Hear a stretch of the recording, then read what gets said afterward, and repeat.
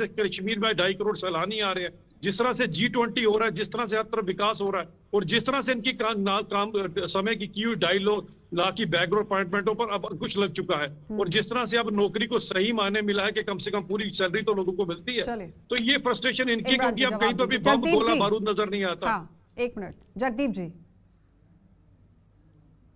आशा जी आभार। पहली तो बात तकनीकी वजह से मैं सुन नहीं पाया कि दोनों मेरे फेलो साथियों ने क्या स्टेटमेंट दिया है। डॉक्टर फारूक अब्दुल्ला का बयान है, ए मर्द मुजाहिद जाग जरा, अब वक्त शहादत का आया। अब इस बात को समझना चाहती है जम्मू कश्मीर की जनता कि आखिर किस मुजाहिद की बात हो रही है और कौन से वाले किले को फतेह इस वक्त करना है। शहादत को लेकर जिस तरह से वो बात कर रहे हैं, इंडिया अलायंस को लेकर भी उन्होंने कह दिया है कि इंडिया अलायंस मैं उम्मीद करता हूं कि मैं I got it let me complete now, let me have at a span of period so that I can explicate it properly. सबसे पहली तो बात ये कि जब आपने भूमिका बांधी तो आपने दो बातें रखी। एक तो आपने पाकिस्तान को लेकर जैसे चूड़ियों जैसा बयान उन्होंने दिया उस पर बात की, और दूसरा आपने जिस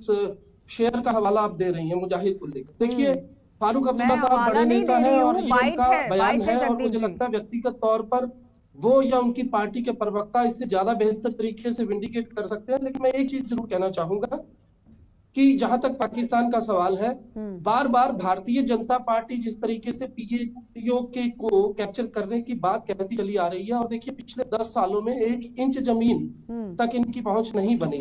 और दूसरी बात उन्होंने एक चीज उसमें कही है, देखिए इस पर भी हमें गौर करना पड़ेगा, क्योंकि जब परमाणु